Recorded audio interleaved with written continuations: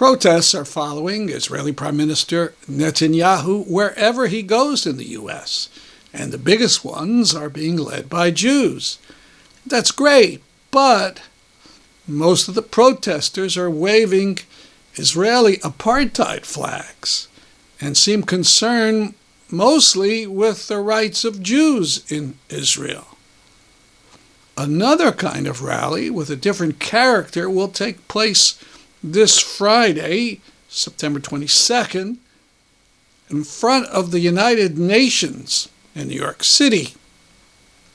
It will be led by Jewish Voice for Peace.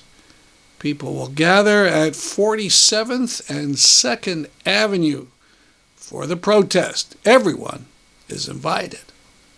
TSVN found out about this protest at the giant climate rally in New York City on September 17th. I talked to a JVP activist named Steve. I'm with Jewish Voice for Peace. We're here to support the climate movement and the movement against fossil fuels. We are also flyering for a protest we're having outside the UN on Friday afternoon at 4, where Netanyahu will be speaking on behalf of Palestinians who are suffering under his regime. We'd like to get as many people out as we can to show that New Yorkers stand with Palestinians against apartheid and occupation. Here's an interview I did on the 19th with Seth Morrison, who was involved in a rally in the Bay Area of California. I'll be speaking to Seth Morrison. He's on the Jewish Voice for Peace Action National Board, and he's active in the Bay Area chapter of Jewish Voice for Peace. And we're going to talk about a demonstration that was held, I believe, yesterday. Good afternoon. Hi. So what was it yesterday that the... It was yesterday. We heard that Netanyahu was going to visit the Bay Area for just one day, and that he was going to meet with artificial intelligence experts. And so you mobilized. We mobilized. We did not have his itinerary, and it turned out he was not actually in San Francisco.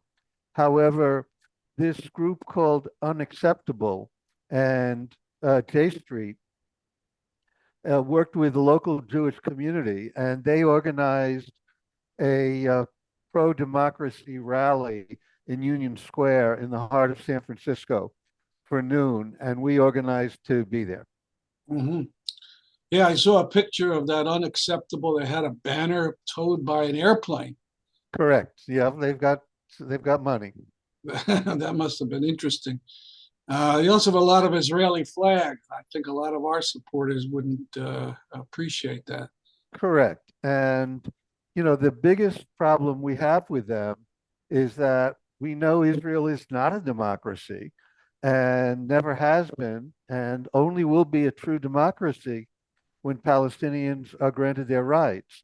And we felt it really important to show the Jewish community that, as well as hoping for some media coverage. And so what were some of the messages that you brought to the demonstration? Well, our chapter has been very aggressive in protests, and we have a collection of large banners painted on sheets with long poles that hold them up so they're visible. So we had about 6 banners saying things like Zionism is apartheid, and we don't support apartheid Israel, freedom for all, things of that type. And what kind of reception did you have first from the, let's say, light Zionists, and then secondly from any other passersby? Well, it was very interesting. And on the positive side, a number of the light Zionists came by and said, we agree that part of the change we want is ending the occupation. So they were, polite and engaged in dialogue with us. But when we got to the point that said BDS and cut aid, oh, no, no, no, no, we can't do that. So, but at least they were polite. There were a few really nasty people who used some accusations that I won't repeat. But for the most part, the crowd was basically ignored us. Hmm. And what about others passing by or, tooting horns, perhaps? Well, the layout of Union Square is such that it is raised above the street and back from the street. Oh, So cars passing by would not see us. We did have some people will walk through the square. It's a good shortcut walking around the city. And we had a few who came over to us and expressed solidarity, and a few who actually stayed with us. yeah, that's always encouraging. Right. Yeah. But about how many of you all were there? I saw this, I guess, a Jewish paper that said there was a smattering. Well, we were about 40 people. That's more than a Yeah, smattering. more than a smattering. We were very visible. We were all around the edges of the protest. And as I said, we had these big elevated banners so everybody could see us.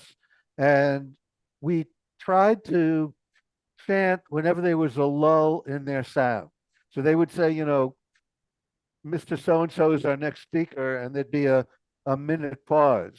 We would fill that pause with Free Palestine or Israel is an apartheid state.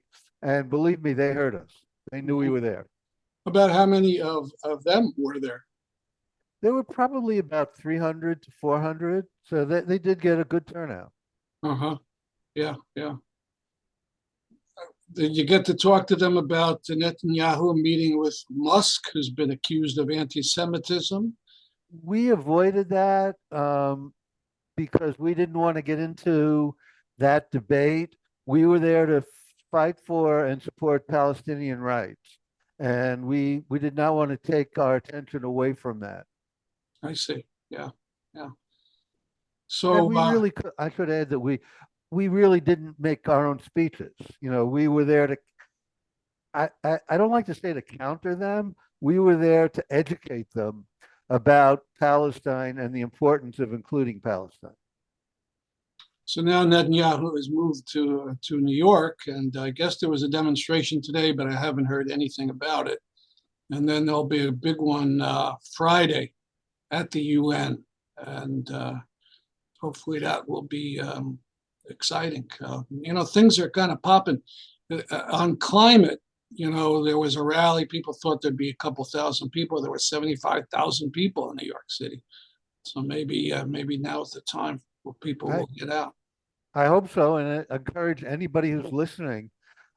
Every person counts. We need people to be there to show how strong support for Palestinian rights are. So wear your JVP or pro-Palestine T-shirts and be there. And here are photos from a protest of Netanyahu in San Jose, California. So please do turn out on Friday at the UN at 4 p.m. Meet at 47th Street and 2nd Avenue. We recommend you carry signs of Palestinians killed or injured by Israeli forces to educate those protesters who still have a way to go in understanding the outrageous situation.